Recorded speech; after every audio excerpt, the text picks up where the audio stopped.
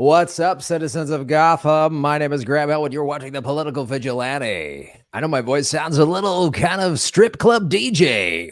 I don't know why. It's a little, I don't, it feels like I did a bunch of shows and I've been yelling, but I have not. So I don't know what happened. But the dancers work for tips and tips alone. So I've heard. Never been in a strip club. I would never do that. Come on. Who would do such a thing? Yeah, I hosted a game show called Strip Poker, but that's not what we're here for, guys. This is a different. Yeah, I think the Marine Colonel haircut's coming in nice. I think it's really, it's really coming in nice. So Semper Fi, everybody. We're gonna have Rania Khalek on the show in a second. We're gonna talk about what's going on in Colombia. We're gonna talk about her work that she's done for a while now, talking about Syria. We're going to talk about, she talked about it with Katie Halper, the new woke CIA. I'm so excited about a woke CIA. It's like, it's so good. America just is so excited. I'm so excited for the diversity of the ruling class to crush other people. It really makes me proud. Really makes me proud. So we're going to sing Pledge Allegiance to the Flag. It's going to be great. The show's kind of taking a weird turn. That's what happened with this haircut. When the new woman cut my hair went really short on the sides, I decided to really embrace the empire. Maybe the war machine's not that bad. I don't know. We're going to see both sides of it. Anyway, hit the like button, everybody. Like, share, subscribe. And I should tell you, So as I was logging on, I had to reboot my computer. I received a copyright strike from a video I did a year ago, like July of 2020. I'm like, what? So I have to go into that. YouTube pulled down a video I did that dropped Friday. I did it on Thursday night's live stream. It dropped Friday. It's basically the video on how Bill Gates is denying releasing the patents for the COVID vaccine to poor countries. Now, this is something that's been widely covered by mainstream media outlets, all being very critical. I just went a step further and showed the direct ties to Epstein. That's all I did. I showed the flight logs. I showed the photo of him with Epstein and the former Secretary of Treasury and the head of Barclays and former head of JP Morgan Chase, and the CFO of the Bill and Melinda Gates Foundation that was the executor of Jeffrey Epstein's will when he hung himself with a paper t-shirt. So I guess, and I was literally, they called it medical misinformation. So I don't know how I don't know. I believe COVID is real. I've been vaccinated. I think it's vaccine apartheid, but they pulled that video down. And then this copyright strike is about something completely different. I'm like, I haven't had time to investigate it. So that Bill Gates video, I pulled it down and now it's only on Rockfin. And please go to Rockfin because now we have a strike and I have to go through some whatever fucking Google CIA kangaroo court. Like, you remember when Captain Kirk had to, and I think it was the fourth one, had to go to that Klingon court. You know what I mean? Like, that's what the Google court feels like. I feel like I'm Captain Kirk and it's just a bunch of Klingons going, you're guilty, Kirk. And they play that clip of him going, those Klingon bastards, they killed my son. And so it's whatever. I said something bad about Bill Gates. So now I'm going to Klingon court. And I know I shouldn't be talking about Star Trek on May the 4th. So we'll get into a nerd battle later, but let us bring our guest on. And of course, thanks to everybody watching on rockfin.com. And please go there, their blockchain, their cryptocurrency. My guess is before the year is out, it will be the only place you can watch this show. So I would get ahead of the game and go over there. All my videos are at Rockfin. Some of them are at YouTube. And we are streaming on YouTube, so you can't do a super chat to support this show, but you can tip on Rockfin. And, so hit the like button, do all that. And always remember that YouTube can go fuck itself. Like, never, like, say that before you go to sleep. While you're brushing your teeth, sing it. Just sing it as a song. You know, they say sing a 20-second song when you wash your hands. Just sing YouTube can go fuck itself. And they're puppets of the CIA for 20 seconds. And then you know you've got clean hands. No, I'm not pissed. Why would I be? I'm not pissed. I'm not mad. So, all right. Hit the like button. Kate is our moderator. So let us bring our guest on the show, ladies and gentlemen. I want to make sure I get all of her credits correct. I really want to show that. I want to show the CIA video. It's fucking so, oh God, it's anyway. Journalist at BT Newsroom and co-host of Unauthorized DI. Oh man. All right. Yeah, I'm not. Oh, Unauthorized DIS. God, I sound like a 90-year-old. Unauthorized. What is the at symbol? Jesus. All right. We'll let her tell her own credits because I clearly don't know how to do this. I've only been performing since I was 18, so you guys got to cut me some slack. I'm new to this. All right. Our guest, Rania Khalek. Here she is. And that was really amusing. Watching me like... I really enjoyed that. It's at Unauthorized Disclosure, the podcast. Unauthorized Disclosure. I know it's confusing, but you couldn't fit that into a whole Twitter handle. So got it. We had to settle for Unauthorized Dis, which sounds like a silly name, doesn't it? And then you got Breakthrough News, right? I am a journalist for Breakthrough News, and I'm the host of a new show called Dispatches. But there we go. Thank you for having me on, Graham. Thank you. We've been trying to make this happen for a while. Yeah. I've watched your work. I've seen you on Jimmy Dore, and I'm glad we made this happen. Me too. So, let's start with the most ridiculous one first, because in light of I literally, I had to reboot my computer, and I sent you a message on Twitter saying, "Hey, give me a few minutes. I'm having a tech issue." As I was starting the stream on YouTube, I saw I got a copyright strike, and I was like, oh, Jesus, I don't have time to get into this right now. So let us get into the this, and I'm pulling it from your feed of this woke CIA video. Oh God, this video, all the rage. It's really like, I want to just trigger warning for the audience. Like, you're going to think this is like an Onion video or something, like a spoof. No, kids. This is for real. And, all right, so let me pull this up here. If I can do this, share screen, Chrome tab. There we go. This is it, right? Yeah, that's the video. All right, here it is, folks. Listen, enjoy. When I was 17, I quoted Zora Neale Hurston's How It Feels to Be Colored Me in my college application essay. The line that spoke to me stated simply, I am not tragically colored. There is no sorrow dammed up in my soul nor lurking behind my eyes. I do not mind at all. At 17, I had no idea what life would bring, but Zora's sentiment articulated so beautifully how I felt as a daughter of immigrants then and now. Nothing about me was or is tragic. I am perfectly made. I can wax eloquent on complex legal issues in English while also belting Guayaquil de mis amores in Spanish. I can change a diaper with one hand and console a crying toddler with the other. I am a woman of color. I am a mom. I am a cisgender millennial who's been diagnosed with generalized anxiety disorder. I am intersectional, but my existence is not a box-checking exercise. I am a walking declaration, a woman whose inflection does not rise at the end of her sentences, suggesting that a question has been asked. I did not sneak into CIA. My employment was not and is not the result of a fluke or slip through the cracks. I earned my way in, and I earned my way up the ranks of this organization. I am educated, qualified, and competent, and sometimes I struggle. I struggle feeling like I could do more, be more to my two sons, and I struggle leaving the office when I feel there's so much more to do.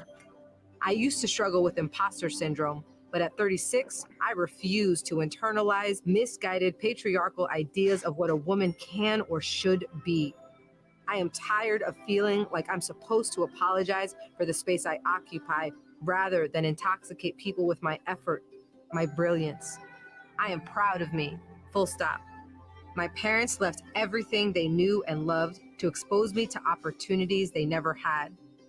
Because of them, I stand here today a proud first-generation Latina and officer at CIA.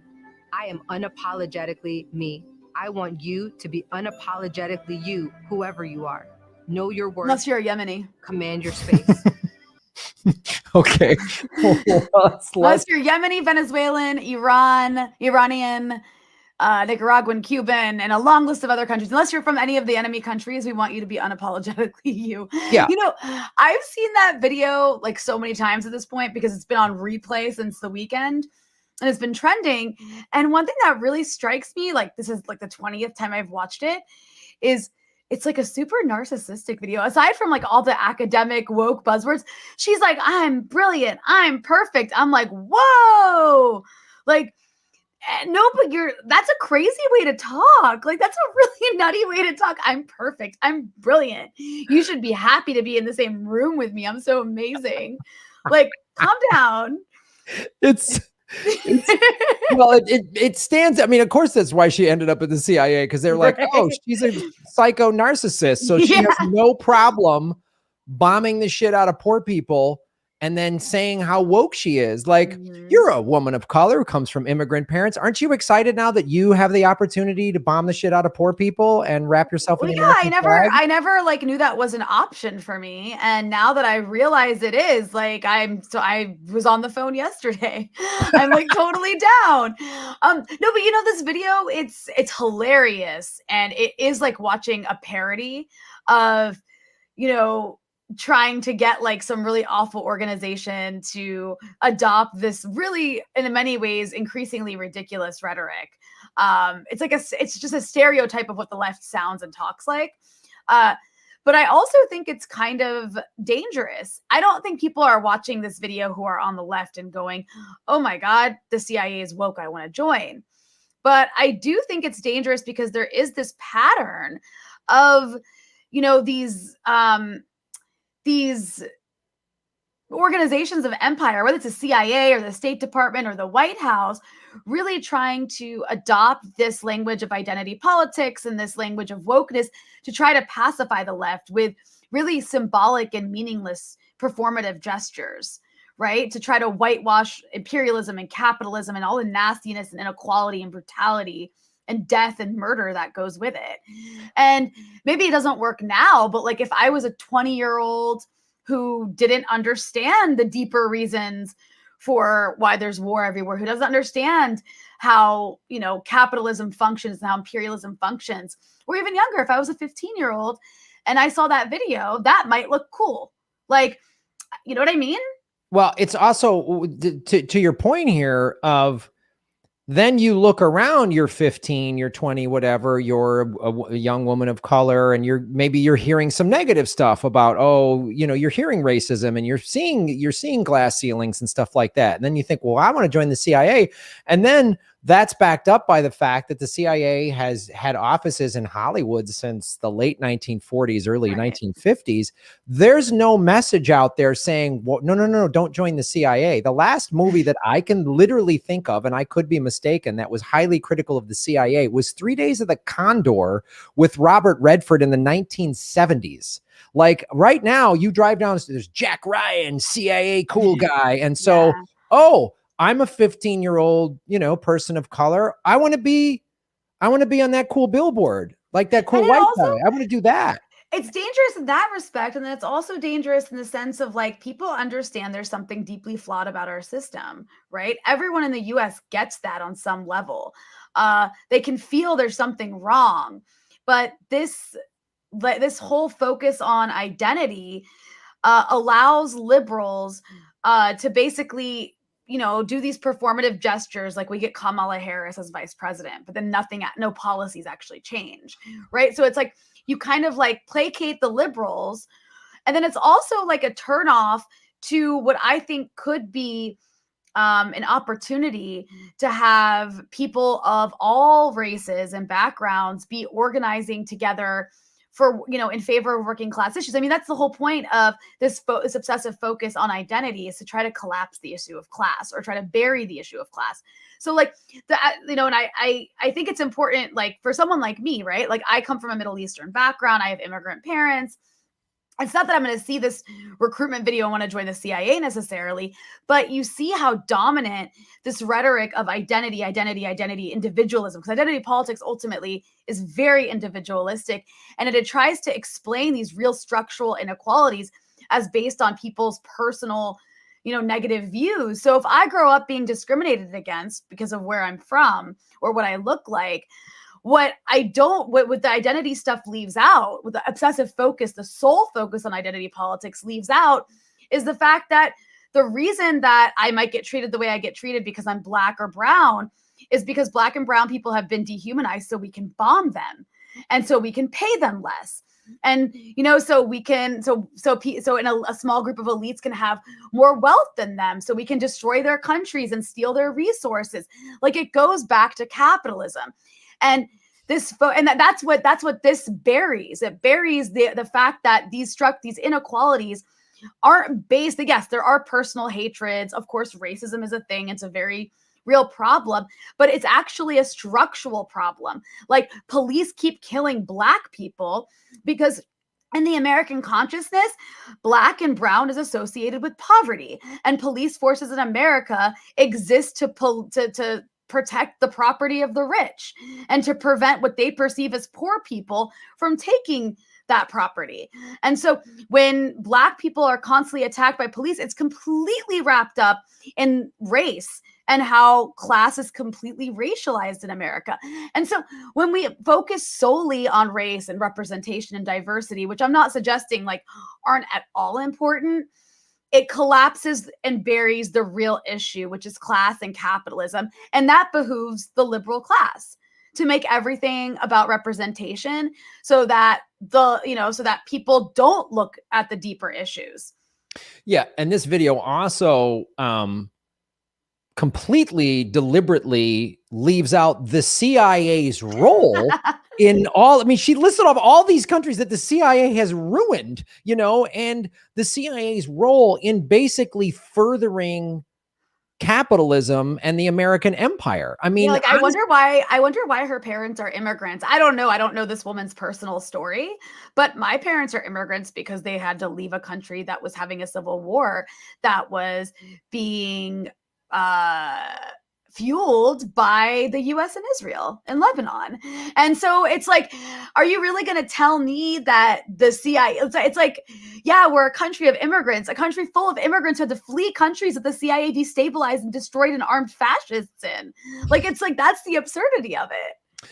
Yeah. I mean, that's the thing. And I mean, is she aware of just any of the coups the CIA has done to democratic intersectional coups? Sorry, intersectional woke coups. Yeah, it was so intersectional what they did to Mossadegh and Guatemala, and I mean, the leader. I mean, since 1951, the Guatemalan one was 51. Mossadegh in Iran was 53. Yep.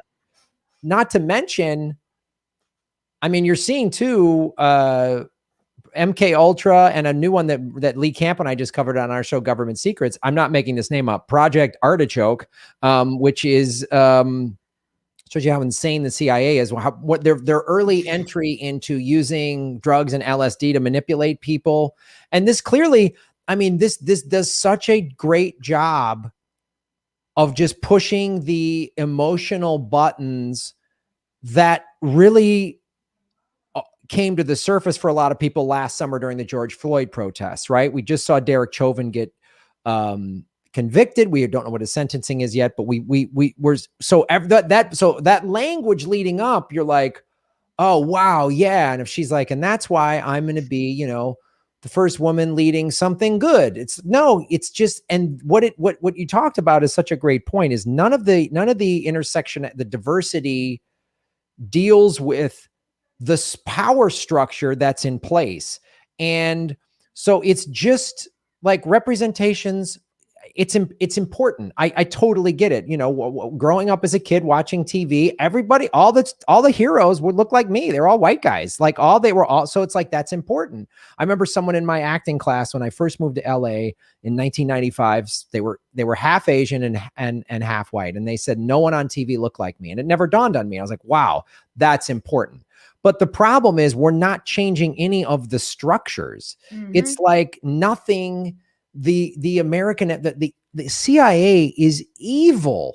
I mean, they're evil. They killed JFK. I mean, they killed the president. I mean, it's really shocking. I mean, you don't even have to go back that far. Like, what has the CIA done just in the 2000s? The CIA armed and funded a collection of Islamist groups that worked alongside Al Qaeda to try to collapse the Syrian government, which led to the rise of ISIS in Iraq. The CIA is still busy trying to undermine and destabilize governments all around the world for the crime of refusing to submit to, US bullying, whether it's Iran or Cuba or Venezuela. It's not, this organization does horrible damage around the world, and it literally works alongside fascists. It kills people with drone strikes and with special operations that go into villages, of whether it's like in Afghanistan. I mean, the list goes on and on and on. And we you can go back and look at declassified documents, from the 70s and 80s, the 60s and 50s, and you can see like all of the leaders around the world that the CIA killed or funded people to kill or funded people to take out. And, it's just, this world would be completely different if it wasn't for the CIA on so many levels and in a better way. This is the most destructive intelligence organization in history. It works on behalf of capital, of American capital, to make the world safe and profitable for a handful of elites in the global north. That's what the CIA's job is. And it bulldozes anybody who gets in its way, including people in countries that these immigrants, like the woman who made that video, come from. And it's just really sickening to see that kind of like woke language adopted. And it's not the first time. I mean, the CIA is maybe the first time the CIA's used this kind of language. And I think they have to, because they are trying to recruit millennials. And this is the language of millennials, right? This is the dominant language that's coming out of academia. It's all over popular culture. I mean, I can't think of a TV show I've watched in the last year that hasn't had this kind of woke rhetoric in it. It's just a part of American culture now. And so that's why they're using it. And you see people in the Biden administration using it as well. They're trying to woke wash empire and imperialism. And it's just disgusting because, I live in the Middle East and I see the ramifications of the sorts of policies that they're trying to whitewash. And it's horrific. It's a level of inequality and destitution and just destruction of livelihoods that people in the US can't even imagine. I mean, whether it's sanctions on Syria or whether it's the arming and funding or the allyship with fascist groups in Lebanon. Like, it's just, it never ends. Or whether it's Iraq, I've been to Iraq, and the level of destruction that's been imposed on Iraq for the last 30 years by the American government it's just, you can't describe it in word. Like, it's almost undescribable. There's people who are still suffering from birth defects from depleted uranium bombs that we dropped back in the early 2000s. Entire societies shattered and just completely the professional class completely robbed from them. I mean, the U.S. destroys these countries, and the professionals of that country, the teachers, the doctors, the lawyers, the architects, the engineers, the people you need for like a society to function and be healthy, leave those countries for countries like the U.S. So the U.S. not only steals resources, it steals the people that these countries need to be successful countries. I could go on and on and on. And just, this is so, like, to see this video actually made me really angry. As well it should, because it also, I mean, it's what's so like, almost like the CIA is like laughing in people's faces of like, so they have this Latin woman whose parents were immigrants. I mean, the crisis at the border, gee, who created that? The CIA and the American empire. How many we're currently destabilizing Honduras, Venezuela, Colombia. I mean, it's just, we're sending who wants to walk 1,000 miles? Yeah. Imagine what it would take for you to actually pick up and leave and maybe die to get somewhere safer. Like, imagine what it would take to make you do that. And the countries that people are fleeing, like, It's countries that have US-backed right-wing governments. It's Honduras, El Salvador, Guatemala, Haiti. You know, it's not all these migrants at the border. Those are the countries they're predominantly coming from. It's not Cuba. It's not Nicaragua. You know, it's not Venezuela, although people are leaving Venezuela because of US sanctions, but they're not trying to come to the US. But the point is, the countries that we never talk about that. You know, Kamala Harris and Joe Biden are like, we have to get to the root causes of migration. And they're doing everything they possibly can to talk about anything else except for the actual root cause, which is American policy. Right. And that's, but the kids are in facilities now, not cages. So we can rest easy. And, overflow facilities. Overflow facilities. Yeah. Well, hello, everybody. You're watching The Political Vigilante. My name is Graham Elwood. I'm joined by Rania Khalek. Rania, how you doing? I'm good. I'm good. Please hit the like button, you know, share it, do all that stuff that helps analytically. I wanted to talk to you. So we were just talking about that insane CIA woke video, which is just like par for the course for this. And boy, is that going to make some people go back to brunch. But so we were talking about the CIA's involvement, and I wanted to get into because Syria is kind of coming back in the news through the corporate lens that gets its talking points from the State Department. You've lived in the Middle East. I don't know. Maybe you currently are living in the Middle East. What are you seeing now from that? So you're in the Middle East right now? Right now, I happen to be passing through the US. I'm visiting my family, but I will be back in a couple weeks. Yeah. All right. So what have you seen? And how are you, because the Biden-Harris regime is really trying to sound like we're so woke and everything's going to be so much better than Trump. And, you know, Trump tried to pull people out of Syria, but then said, I'm going to leave military to guard the oil. Mm-hmm. Which is like, you're not allowed to talk the truth. At least he was honest, right? He was honest. He was honest. So how are you seeing this Biden administration and the American empire from that side? Because that's the other thing that drives me nuts about the liberals, especially, you know, living and working in LA and show business, is they just think they have no concept of what's happening in the Middle East, and they will defend war when a Democrat does it. Mm-hmm. And just say Trump, bad Trump. And when Trump tried to pull out, even though there's much to be critical of Trump on, I'm glad he's gone. But when he tried to end war, pull out, they would criticize him. Oh, he's going to destabilize the region thing. So Biden already has broken the May 1st pull out of Afghanistan that was agreed upon in February of last year. Now he's saying September 11. So, I mean, how are you seeing all this from someone who's been there? Parents are from there and are really has been following this pretty closely. So I actually do think that the Biden administration ultimately will pull out of Afghanistan. They don't really have a choice. The U.S. has kind of already pulled out of Afghanistan. It's been doing so gradually for the last decade. And pulling out really just means pulling out physical U.S. troops and NATO troops. But the U.S. has also spent the last 20 years arming the Afghan army and the Afghan police. And they've been training them to basically do it for America. So America doesn't have to. And that's really why there's been so few I don't think there's been a single death of a U.S. soldier in the last year in Afghanistan, because there's only 2,500 left.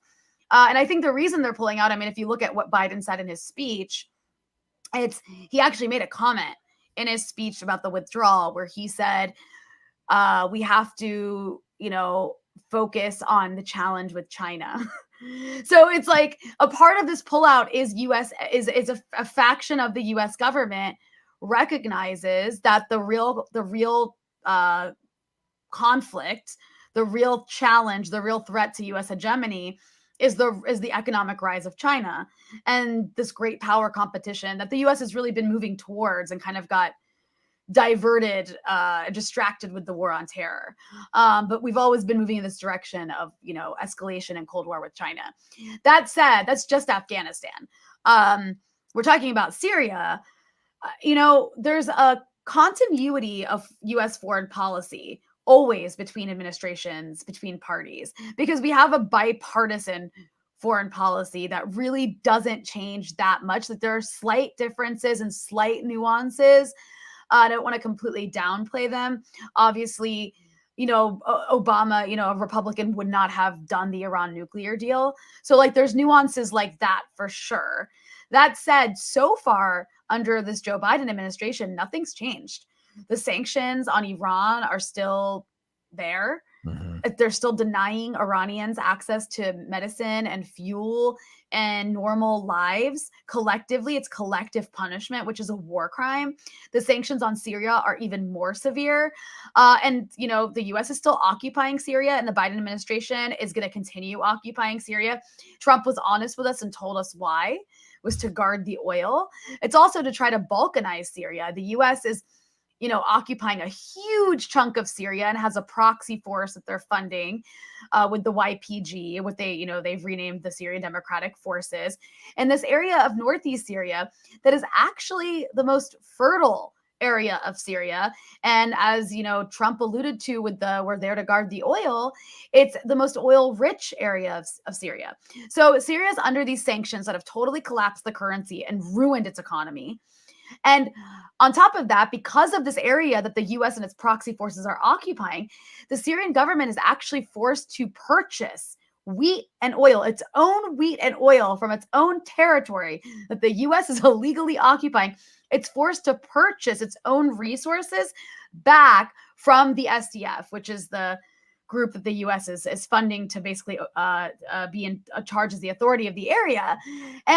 But the Syrian currency has been devalued so dramatically because of U.S. sanctions that they're not even able to purchase their own oil back. So there's fuel shortages in Syria. I mean, Syria is situated in one of the most oil-rich areas of the world. It's the Middle East. And they have a fuel shortage because of these sanctions and because of this occupation of Syrian territory by the U.S. and its proxies. And wheat. They have a wheat shortage. They have a food shortage, because they can't buy back their own wheat because they just don't have the hard currency for it because their currency is worthless. And then there's this other area of Syria, the northern area, which is occupied by a mix of the Turkish military, as well as this group called HTS, which is the former Al-Qaeda affiliate that has now said, we're not Al-Qaeda anymore. Which U.S. officials have actually called an asset, which they actually are in charge of this region of Syria, because the U.S. was arming and funding all these Islamist groups that were able to collapse the government in certain areas of the country. Thankfully, they weren't able to collapse the government in the entire country, or else you would have seen the ISIS flag flying in Damascus. But anyways, then there's this other area of northern Syria that is basically like becoming a part of Turkey at this point. So that's the situation for Syrians right now. I mean, I have a lot of Syrian friends. A lot of them have left the country. Those that remain in the country are telling me that it's worse than it was when there was a hot war taking place because of these sanctions. I mean, if you think about what sanctions do, it makes your salary completely worthless. Maybe today I make $40,000 a year. Well, if Syrian currency crashes because of American sanctions, now my $40,000 just became $4,000, or maybe even less. So I have less money. I have no future. The country is there's no jobs anymore. Everyone's leaving. The hospitals are running out of medicine. Syria used to have some of the best health infrastructure in the region, and they had free medical care. A lot of people from surrounding countries would actually go to Syria to get medical care because it was really good and it was free or almost free. That doesn't exist anymore. Now, people were saying to me a couple months ago, because, coronavirus was really bad in Syria. Everybody had it. The hospitals weren't equipped to deal with it. I was hearing that, there's more equipment in a Lebanese ambulance than there is in a Syrian hospital right now. Because what sanctions do is it makes it impossible to get the replacement parts for like basic things like a dialysis machine. So if my dad needs dialysis, well, where the hell is he going to get it now? There's no dialysis machines left because they can't purchase them and they can't get the replacement parts. I mean, there's so much that sanctions do, and it's such an unemotional and like cold term, and people don't see it as war, but it really is economic terrorism. It really, really is. And it's just the U.S., because of sanctions, there's all these areas of Syria where there was fighting, where it's now calm and there's local ceasefires, but there's rubble everywhere. Syria cannot rebuild anything because the U.S. has even, used sanctions to make it impossible for Syria to import the materials to rebuild what's been destroyed. So there's just rubble everywhere. You know, wherever there was war, wherever there was bombing, wherever there was gunshots, people's houses are still destroyed. They can't rebuild anything. I mean, it's like, and the US spent 10 years arming and funding one of the biggest covert operations in history, a collection of jihadist groups that were either Al-Qaeda affiliates or working alongside Al-Qaeda.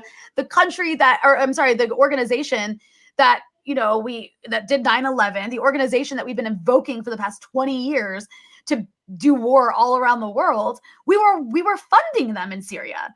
We were actually funding them. I mean, think about that. Think about if you're Syrian and in your backyard, someone's, you know, this country on the other side of the world is funding Al-Qaeda to destroy you. Like, that's what the US was doing to Syria. So after destroying the country by funding a civil war, basically funding the KKK of the Middle East, the US is now making it impossible for people to rebuild their lives. It's sadistic.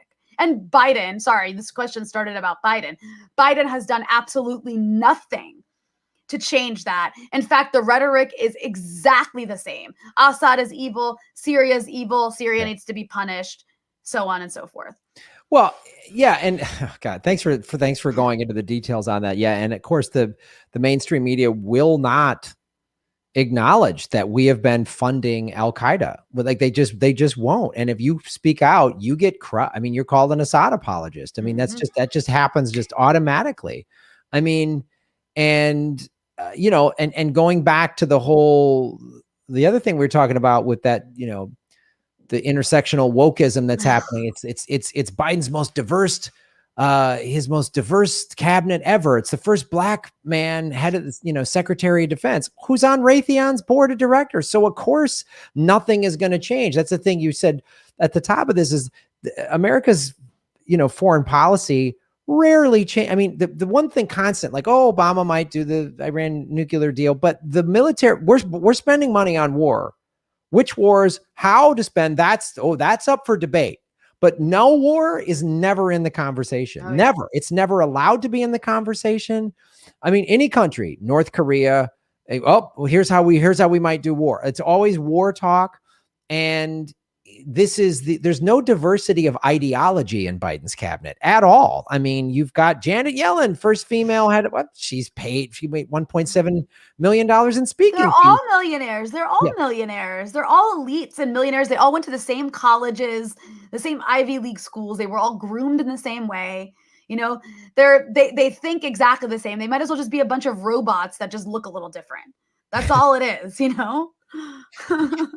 So, and then the thing that's so insane is, I mean, the domestic policy and the foreign policy are very similar. And I wish more Americans would make this connection. They're kind of waking up to the fact of the defund the police movement of like, take Los Angeles. I always use this as an example because it's a huge city. 54% of LA's yearly operating budget goes to LAPD. 54%. That's crazy. That's insane. That shows you priorities are messed up. Messed up. And I defy you to drive more than a mile in LA and not see a homeless encampment. I defy you. You can't. Unless you're driving through Beverly Hills. You know, every time I come back to this country and I like travel through any city, I was recently in New York, and then of course, like I'm in the DC area right now.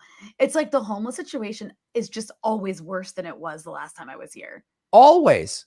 It has gotten worse. Name something that's better in the last 20 years. You can't, unless you're a billionaire. Right. I mean, things are great for you. And so the people are starting to realize, oh, wow. And they're talking about it in Minneapolis and in other cities. But like, if we cut the cops' budget in half, and like, let's just say LA or any big city, and spent that money on housing the homeless, not shelters, homes, and funding and drug treatment and mental illness treatment, then the cops wouldn't have to deal with half of these problems. Right. And then we wouldn't have this, and that money would be. It's the same thing in the foreign policy. We outspend the next 10 countries combined. If we cut our military budget in half, we would still have roughly 200 some billion dollars more than China, who's the next country who spends that's crazy. It's crazy. And so much of this is obviously fueled by the petrodollar, And that's obviously the Middle East, and which is, tied into America's, its power and its leverage and its empire.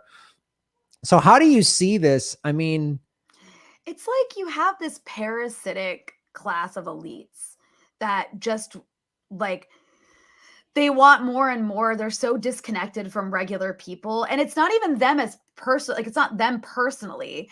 It's a system.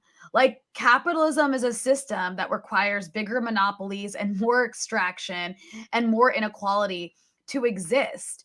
And there's been attempted reforms throughout its existence, right? Like the New Deal was an attempted reform at capitalism to basically to prevent a workers' uprising, to prevent a communist uprising. I mean, one of the reasons Europeans have the kinds of benefits they have, whether it's like subsidized, government-backed healthcare or free daycare, depends which country you're talking about, but they definitely have a way bigger social safety net than Americans do. One of the reasons for that is because of the Marshall Plan, because after World War II, the US had the Soviet Union to compete with. And because of these kinds of inequalities, communism was really attractive to working people because it guaranteed you the kinds of things that capitalism can't. And in order to challenge that, there had to be reforms. There had to be these kinds of welfare policies, these social safety net policies. And that, it never happened quite as great in America. We don't have what Europeans have, but there was at least some attempts at reform with the New Deal. And I feel like, this is just, it's predictable that the system would go kind of revert back to this because again, capitalism is all about a small group of people, a handful of people. When you think about the ratio, really like making all the money while the rest of us are just like they're slaves. That's essentially what capitalism is, who have to work for like this meager wage so that we can afford the basics we need to live. And it's getting to a point where the inequality is getting so bad that people are really unhappy. And one of my biggest fears, this wasn't really your question, but it's just kind of like, this is where my mind goes. One of my biggest fears is that, when you look at the media, this kind of goes back to the suppression your show's facing. When you look at the media apparatus that we have right now, where you have these algorithms that are suppressing alternative left-wing sources and trying to like elevate the CNNs and, the MSNBCs, people are really unhappy with what's happening. They know that there's something wrong with the system, but the sources that would actually explain to those people why that they feel the way they feel, would explain their conditions to them, the leftist sources are being suppressed. And all that's left is like mainstream media, which nobody trusts or believes in, and then a really well-funded right-wing media apparatus that tells them the problem is immigrants, right? The problem is Black people. The problem is like all of these like crazy anarchists, right? Like the problem is the communist, China's Communist Party is out to get you. And so my fear is that like we have a situation where it's either socialism or fascism. Like which one do you want, right? It's socialism or barbarism. And what I see so far is a disturbing development of like the fascist side winning out, at least the narrative war. And part of that is the fault of the liberal elites who are using their power to try to control a narrative. And to do that, they're actually attacking the left. They're attacking people like us. They're demonetizing our channels. They're making it more difficult for us to reach an audience. Because at the end of the day, the message people like you or I are putting forth is the more dangerous message to their bottom line, right? Yeah, it's absolutely the case. That's absolutely the case. And you're right. There is a very well-funded right wing that pushes all these sort of xenophobic tropes. And they're talking about, they equate socialism with like Stalin era totalitarian communism, like from the Soviet Union. They don't even know what it is. Like anything socialist is, it's just a boogeyman. It's like a boogeyman. It doesn't even matter what it is almost. It's just this like this big scary thing that wants to like make everybody, that wants to like eliminate the white race or like wants to, make you pay for rich kids to go to college. I don't know, whatever stupid tropes that are being pushed by like, are being pushed to try to discredit, left-wing ideas. But I do think it's like that's why channels like yours end up getting demonetized and suppressed, because what you're saying is actually more dangerous to a bunch of oligarchs than what some like QAnon person is saying. Yeah, because the QAnon, you can just go, oh, they're nuts. They're crazy. Yeah.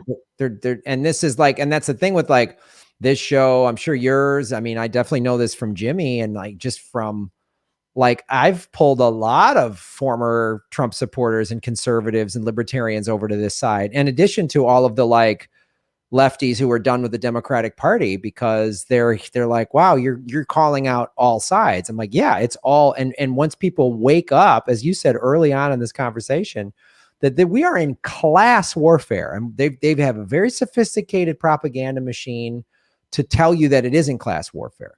So whatever you're watching, if you're watching Fox and the right, you're getting that type of propaganda. If you're watching the MSNBC crowd, you're getting the other propaganda. Oh, it's all right, it's everything's Russia's fault or whatever. Or even QAnon, you're getting that very packaged, specific type of propaganda. And so they don't want, and that's easy, just getting people, they want us all divided, distracted, and afraid, because as you pointed out with, the depression of the 30s, communism and socialism were really gaining, really severe ground. And people were like, we're done.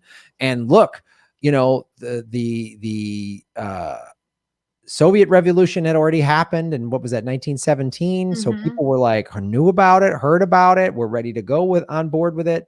And they have just, for the last, 80, 90 years, have done a good job of propagandizing people into thinking that capitalism is so great.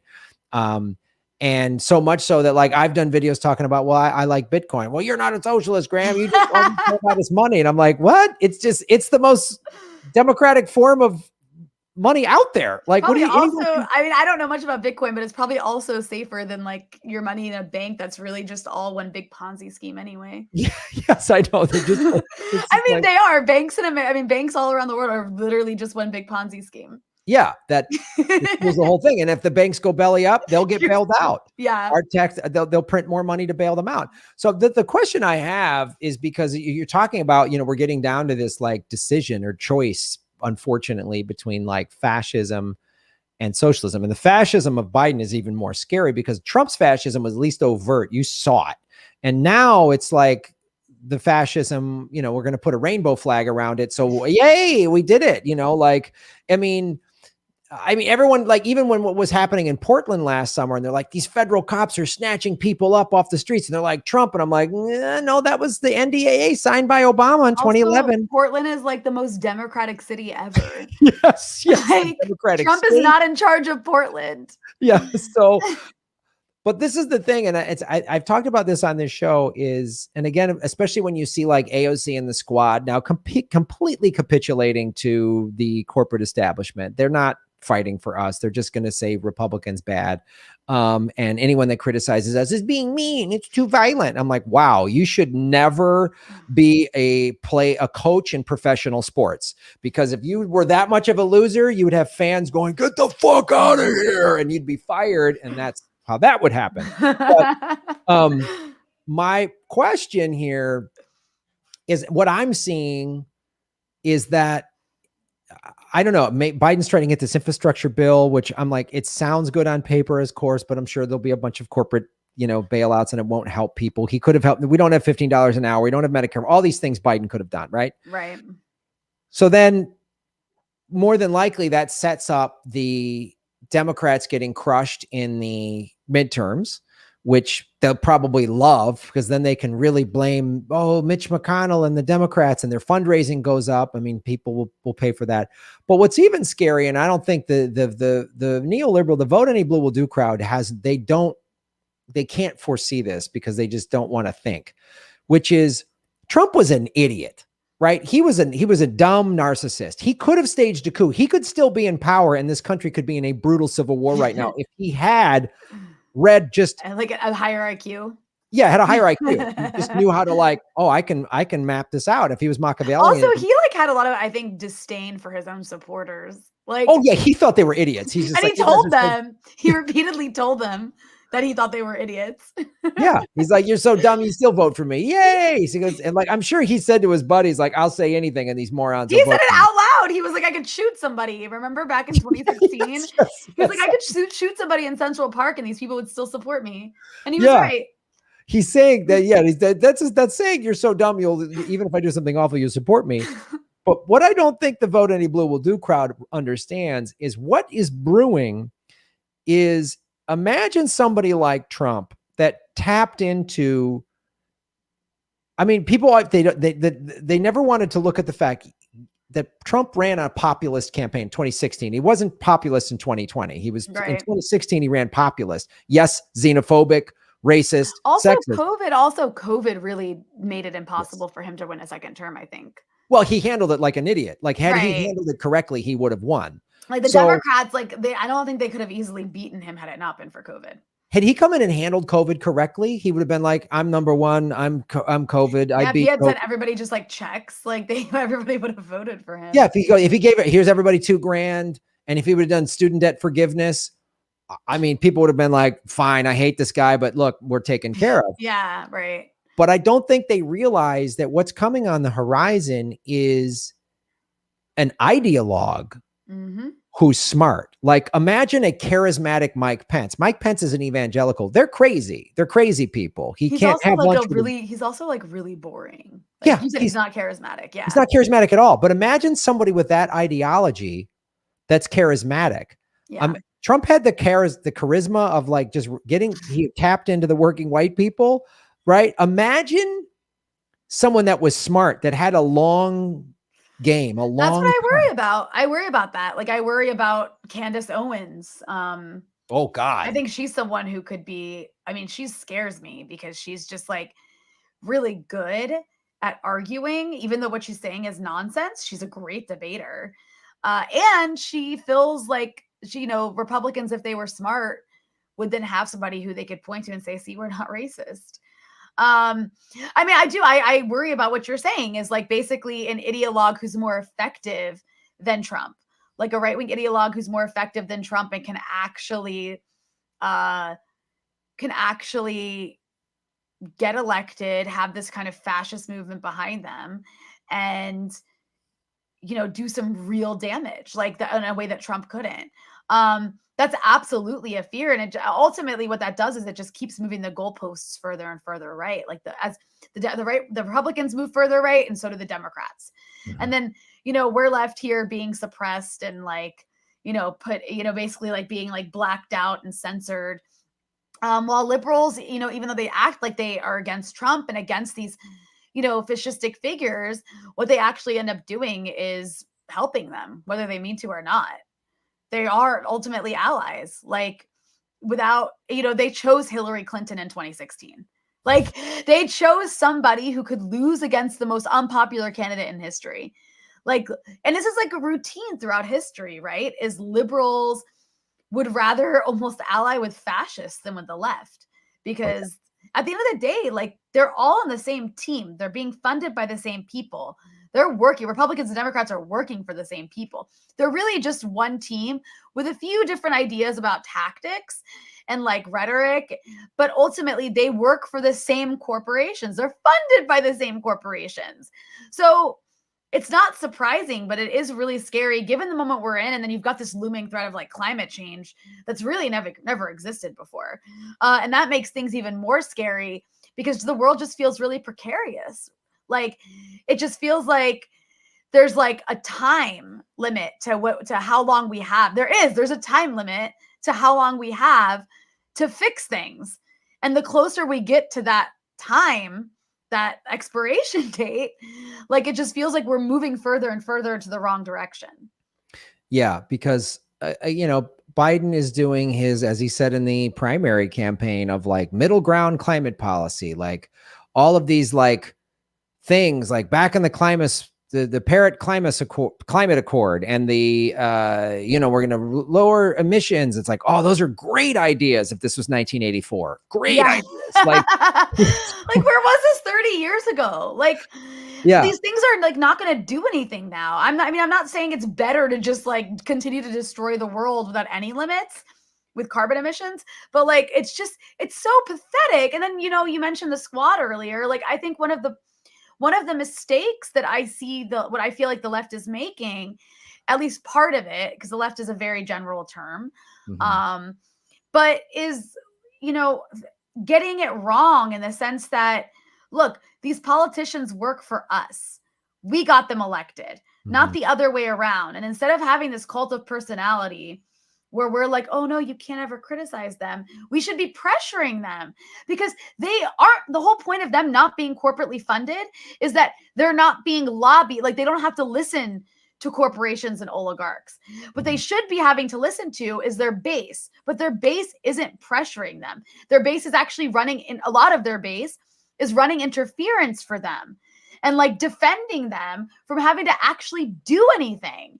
And so it's just really frustrating to watch, because it's like, we should be pressuring AOC. We should be pressuring Ilhan Omar. We have to be. If the whole idea of them getting elected was to try to change stuff, we need to pressure them to change stuff or give up on this stupid party. Like, this is either we're not doing our job as like the left and pushing them, or this is just, you know, another example of how the Democratic Party is not reformable and we should be building outside of it, or both. But like, we can't have it all those ways. Yeah, I agree. It's both. I mean, definitely pressure them, knowing full well that's never going to happen because you can't reform the party. So I think it's like really like it's never. I mean, I always use this example. I'm like, if we can reform the party from within, I'm like, great. I tell you what, you join the Democratic Party, try to reform within. I'm going to join a drug cartel and just start selling vegan smoothies instead of drugs, and we'll see who gets there first. Wins first. Yeah, I mean, they're not even talking about Medicare for all anymore. Like, they're not like, it's like, when is the last time you even heard that from a politician? They introduced this bill, but they haven't forced the vote, which, I mean, again, what happened when Jimmy and everybody got on board with that forced the vote and how they were treated, how Jimmy specifically was treated. I was like, wow, this is real. This was truth serum for the left. We found out who's the boutique left and who's the real left. Yeah. And you cannot reform this Democratic Party from within. It is a joke to think that you can. It's a conversation that's been being had my entire life. Like, I've heard this conversation my entire life is we just have to vote in more progressives. We just have to vote in more progressives. And every single time, like, what happens with the Democrats is they change you, not the other way around. Because how do you reform a party that's funded by Wall Street and the weapons industry? Like, they are beholden to those interests. You can't change that.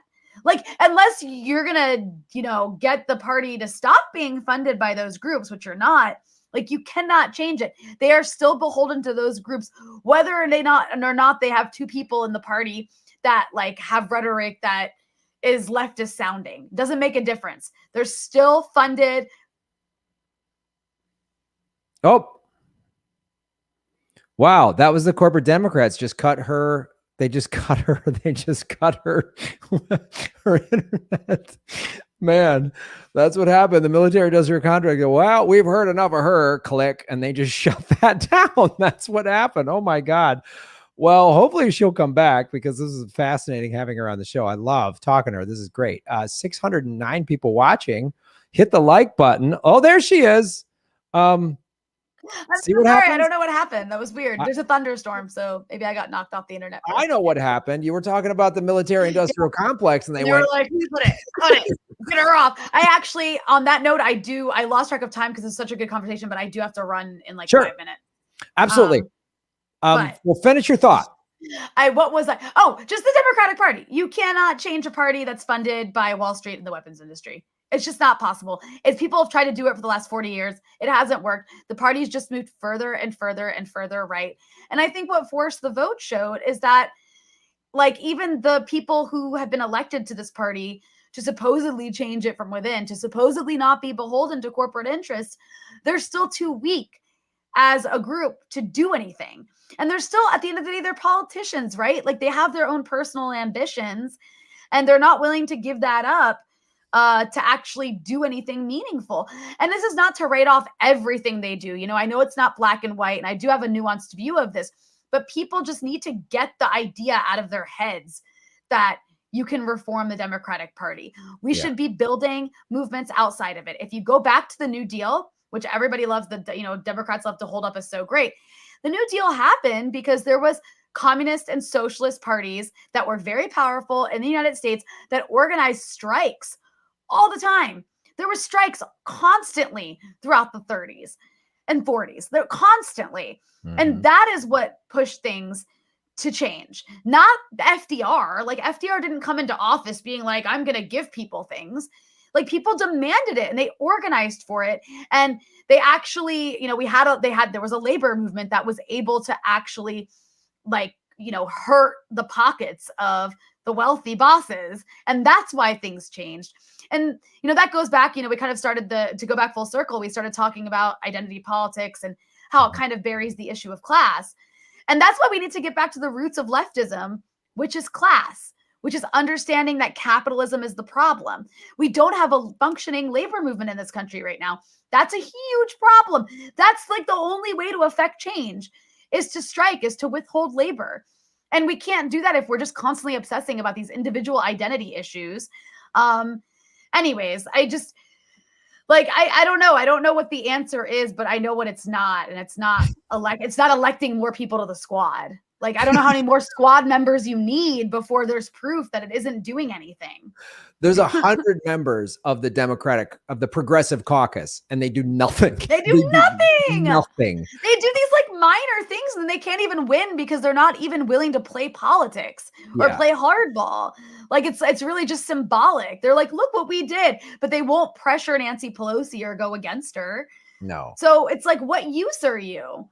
Like, whereas Republicans actually do play ball and Republicans actually do pressure and do like promise to, you know, mess things up and be obstacles. And that's why they get their way. And whenever they have power, they go, oh, we're going to do what we want. And people go, you can't do that. Then we have the majority. Like, we're going to do that. Good luck. And then, you know, when the Democrats have power, because they're on the same team, right? Yeah. It's like a way for Democrats to justify never passing anything and never changing anything, is being like, oh, well, the Republicans won't let us. Even when they're in charge of like both houses of Congress and the White House, like they were in 2008, after Barack Obama won, they were like, oh, we can't do anything. Like, it's like, you're in charge of literally everything. And you can't figure this out. And it's really, Mitch McConnell is holding the whole thing up. Really? Oh, interesting. Well, I know you got to run, so I appreciate your time. Tell people where they can follow you and listen to your shows and everything.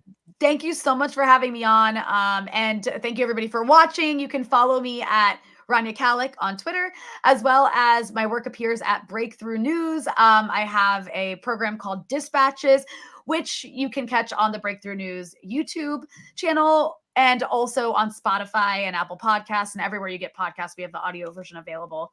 So thank you so much, Graham, for having me on. This was my first time on your show. I hope I can come back at some point. Oh, whenever you want to come back. This was a fun conversation. Yeah, this was awesome. It was great having you on the show. Whenever you want to come back. And if you ever need me on one of your shows, you know, I'll try to do what I can. So thank you. Thank you so much. Yeah, we'll have to have you on at some point soon. Absolutely. Thank All you, right. Graham. Take care. Thanks, everyone. Bye. Bye-bye. So yeah, guys, here's what we're going to do. We will, yeah, that was awesome. I'm so glad we finally got her on the show. So what I normally do with an interview like that, I'll probably break it into 2 segments, the CIA identity politics commercial, and then like Syria and Biden as a 2-part. And I'll drop those 2 clips tomorrow. And then I will also drop just the whole full interview as a 3rd clip, which again, I don't think I'll drop the Syria one on YouTube. I won't, because they'll probably pull it. And I won't, the CIA one maybe on YouTube. Anyway, I'll drop them all on Rockfin because I don't get censored there. But yeah, that was great. Rania is awesome. Everyone is great, man. We've just been getting great, awesome interviews, man. We've had Susie Dawson on. We've had Whitney Webb. Boom. It's been great. The whole gang. I'm working on Abby Martin coming on the show. Waiting to hear back from her. I emailed her several dates and when she can have some time. So that was awesome. That was great. Just really fantastic. That's what I love doing on this show, is bringing people like Rania on, other indie journalists who are out there, you know, fighting the fight. So let me go over to the beautiful Rockfin. Well, all my lovely Rockfinners are supporting the show. I will now read. If you want to support the show, sign up to rockfin.com/Graham Elwood. It's free to sign up. And then if you do a tip, which I'm going to read right now, that's like a super chat. Super chats have been pulled away from YouTube. Now we now have a copyright strike on us. Oh, fuck off. God, fuck off. Anyway, Tony DeMeo, Shave Your Knuckles for Justice. Hey, Graham, big fan of Rania Khalek, and I'm so glad you're having her on. Awesome. I know many of you have said, hey, get her on. We made it happen. We'll have her back on for sure. I'd love it for her to be like one of these people we kind of have on the rotation of guests to come on, like Whitney and Susie and stuff like that. So, Ardro Diablo, Shave Your Knuckles for Justice. Fuck you too, but huzzah for Rania, right? Sechimo Cantanella, what's up, Sechimo? You're making Gotham great again. Everything's copyrighted, isn't it? Yeah. Yeah, and they just weird that a strike just happened. After the Bill Gates video, all of a sudden I get a copyright strike on a video from a year ago. Oh, I'm so tired of this. Ardro Diablo, the CIA gave me dick cancer. Oh man. Wow.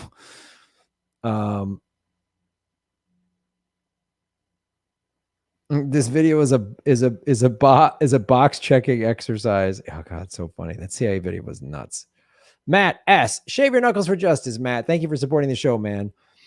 Is it so bad to excite people of color to enter the CIA, police force, etc.? Isn't that the problem the woke left have with positions of authority, that there isn't enough racial diversity? What should they do? Well, as we discussed, Matt, I know you probably put that in there a while ago, it's not addressing all of the awful shit that it's done, the CIA has done, that the police departments have done. Because look, the city of Santa Monica, where I live, had a black woman chief of police, then a white woman chief of police. It had a white woman mayor.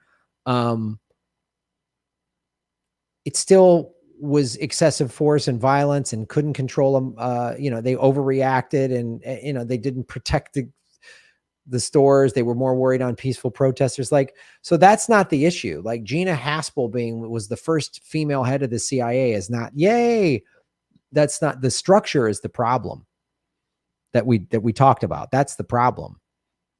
So, and getting women and people of color in these corrupt, broken systems isn't going to fix it. Like we talked about, you can't fix the Democratic or Republican Party from within. You can't fix these parties from within. You can't, we have to redo everything.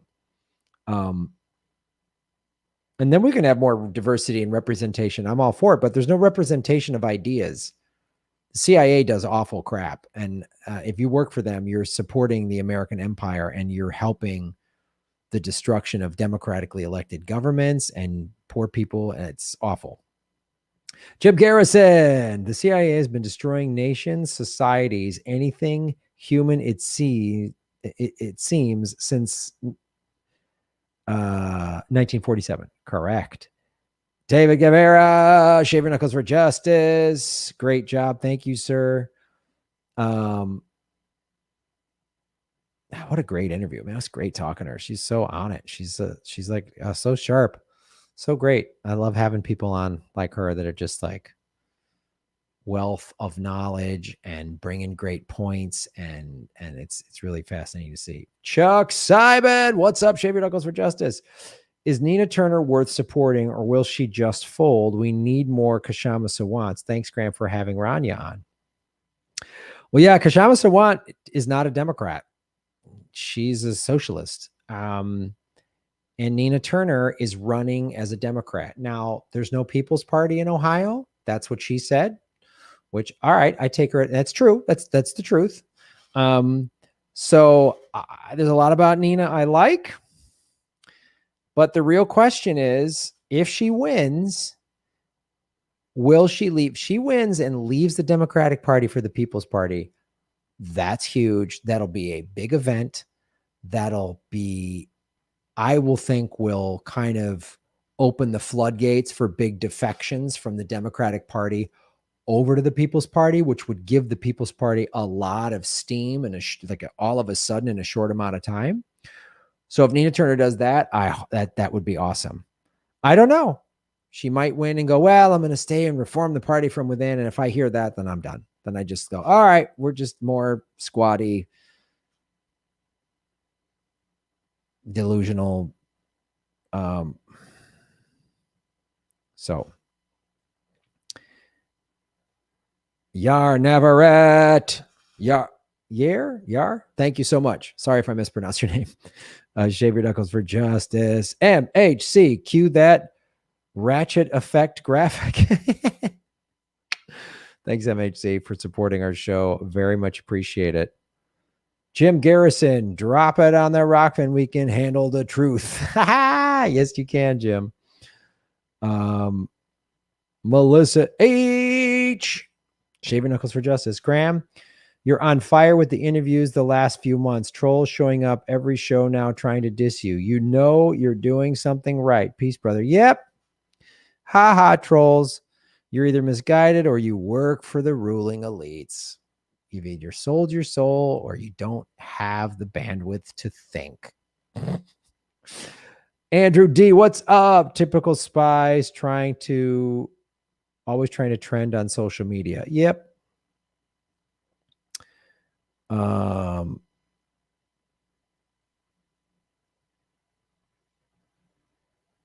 I know you're working for the CIA. They wouldn't have you in the mafia.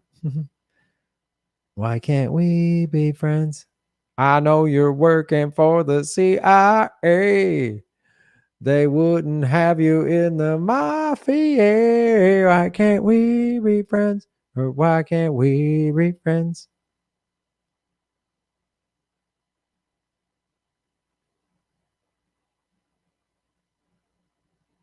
Yeah, Nina Turner says she's running as a Democrat because she's a Democrat. So I don't know. I hope she wins, and I hope hope she converts to a People's Party. But I'm done like holding out any hope.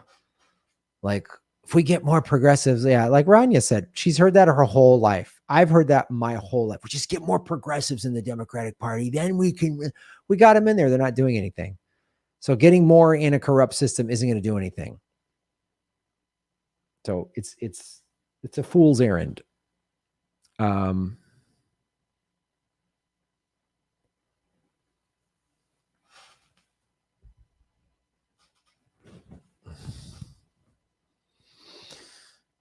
man, a lot of views. It was great. It's also great having somebody like Rania on the show. She's got a big following. She's got 270,000 Twitter followers. You know, she's out there doing great work. So she brings new viewers to the show. So if you're new to our show because of Rania, thank you for watching, by the way, and hit the like and subscribe to YouTube if you want. That's fine. Hit the subscribe button. We should be well over 150, 200,000 subscribers, but they've been suppressing us. So we're at 78,000. But really, go to Rockfin. Support us on Patreon, but you never know. Patreon could censor us. They did it to Whitney Webb. They could do all that kind of crap. So, yeah. Yeah.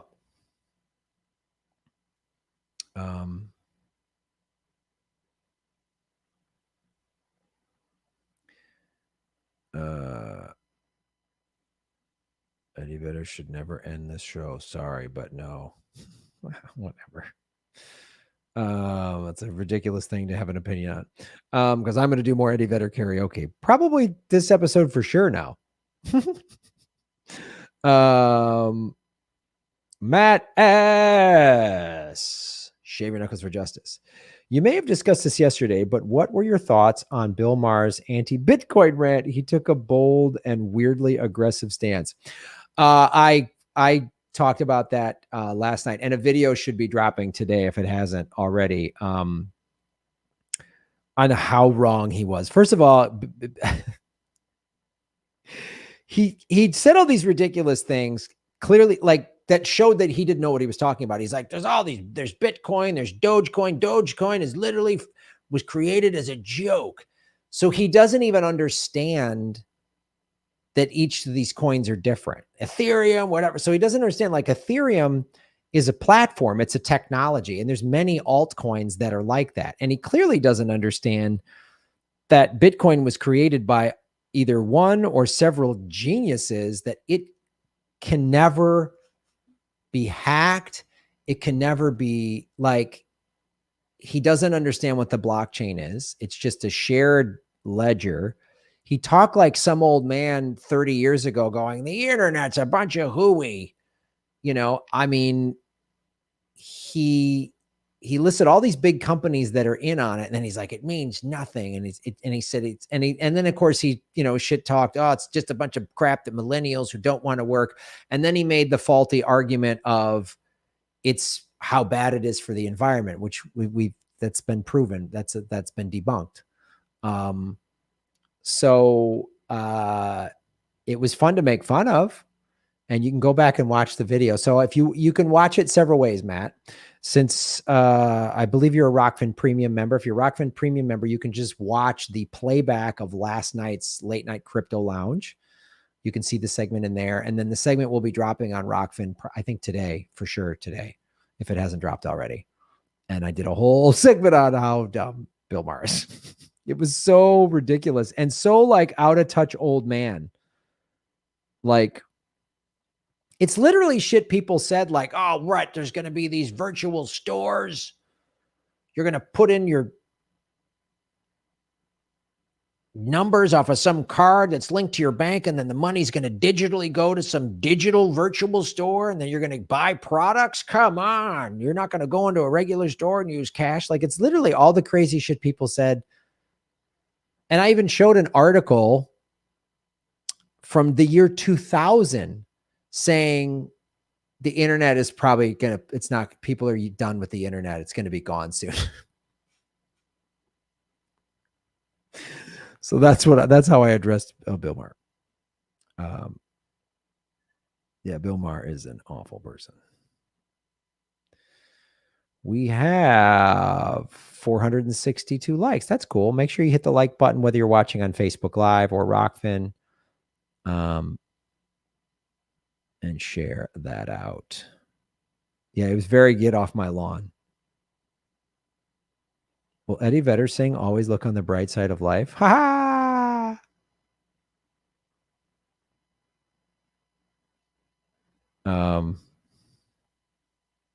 Bill Maher's still using checks.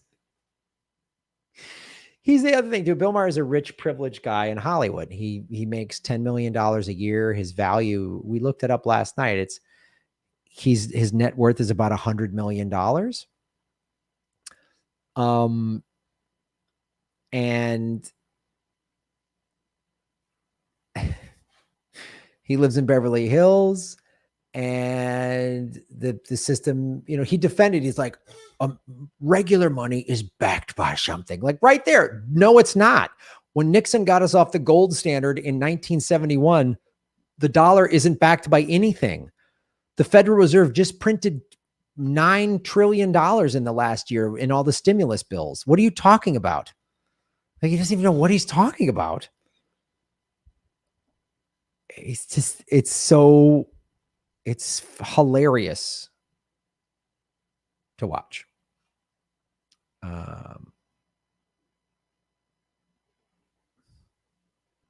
Bill Maher's a tosser.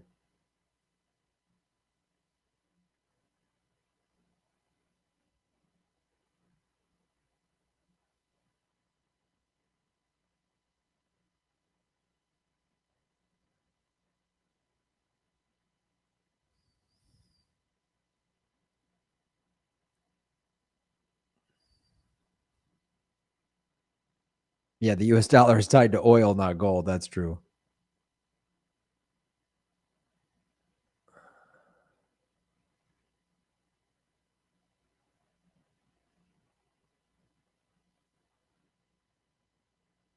Yeah, you can't be anti-war and pro-Hillary.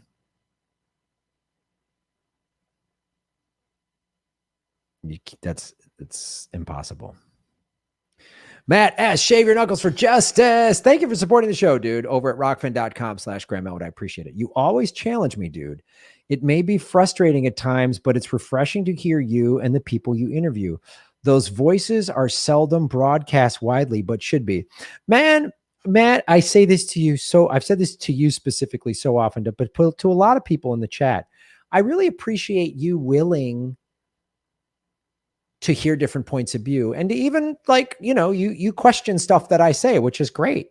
And you don't do it as a dick. You don't, okay, I'm selling out, whatever. I had some people on Twitter today some people are still hanging on to the Bitcoin is bad for the environment trope, which has been debunked. And they're like, how can you be a socialist and care about Bitcoin? You only, and they just, it's just a tax or whatever, some meme. So you are asking a valid question. You ask valid questions, and you're challenging stuff, not to be an asshole, but you're trying to expand your worldview, which that is really awesome. That's what I try to do. One of the reasons I started this show for almost 4.5 years ago now was because I wanted to be more informed. I wanted to learn more. I wanted to do my own research. I didn't want to be dependent upon the corporate media and some Twitter meme or whatever. And so I applaud you. You've said before you're definitely like lean on the libertarian side of things, which is great, but you're willing to hear different points of view. And I applaud anyone in the chat who's willing to listen to different points of view. And it's okay to say, oh, I guess we just don't agree on that one. That's totally okay. And that's why you're always welcome here. The people that flip out on me, Graham, I say one thing they don't agree with, and then they just flip the fuck out. And they don't even want to hear anything else. And then make all these accusations and call me this and that. And it's like, Jesus, then you don't do that. So that's why, I appreciate the questions that you ask, because having a decent debate is a good thing. You either learn something new, maybe, oh, wow, I didn't realize that when you discuss something or debate something with somebody, or maybe it strengthens your point of view because somebody brings up a point of view and you go, I don't agree with that. And here's why. And it solidifies your points of view, not about winning. I'm not trying to win the art like that. It's just I think these lefty progressive policies are better for the majority of the planet. The ruling elites are killing us left and right. And Bitcoin, that is not for the ruling elites. Ruling elites are seeing it and trying to make money and profit from it, which they're free to do it. But so are you and I. Good luck trying to get wealthy on the stock market. I mean, good luck. You can, maybe a regular person can, maybe if they really, maybe. But Bitcoin is a store of value. It's going to become the world's reserve currency. And all these financial experts that are way smarter than Bill Maher are saying it. And Warren Buffett is against it because Warren Buffett's an old man that's made his money the traditional way.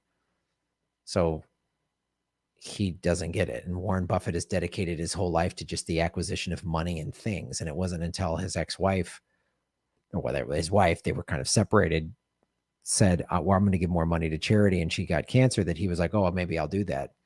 I watched this Warren Buffett documentary and I'm like, oh, he's a smart business guy, but it was kind of sad. All he cared about was the money and the deal. And it's just like, he lives in this life in Omaha. He doesn't go on vacations, and he has a Coca-Cola and a, McDonald's cheeseburger every day or something what? You don't even go on amazing trips. You could see the whole world in a way. And you don't even do that. You don't even spend money on experience. Like material stuff, who cares? I mean, whatever, get some stuff makes you comfortable, but there's a nice shirt. I got this at Ross for $12. Why? It's a fine shirt. I look good in it. Of course I look good in it. Makes the vegan guns look good. But I'd rather spend money on cool trips. And I can't tell you this cool story of some expensive thing I bought or someone gave me maybe, but I have great stories and enriching experiences from travel and meeting people. And I remember doing shows in China, and these two comics, I had a day off or two, and they took me to the Great Wall of China, which was about an hour or so, 2 hours outside of Beijing. And we went out there and we hiked up there, and it's walking around, and we had and we're sitting having these dumplings, just sitting on the Great Wall of China. It was just amazing. And that was because I did some shows in China. It was so awesome. And one comic was from the UK and one comic was an American. And we were just talking about, it was so cool. I'm sitting on the Great Wall of China. It was so awesome. And I would take that over some luxury car or a $200 shirt or a Rolex or any day of the week, man. So Anyway, kind of went off on the thing a little bit, but the back to the Bill Maher, you know, that's all he cares about is ratings and his big house, and yeah, they're just misguided. All they care about is money. You know, again, Warren Buffett could, and all these ridiculous arguments. Bitcoin is used for criminal enterprise. Oh my God. The number one currency for criminal enterprise is the US dollar. Drug trafficking, weapon sales, human trafficking, it's the US dollar. Yeah. So preposterous. MHC, what's up? Shaving Knuckles for Justice.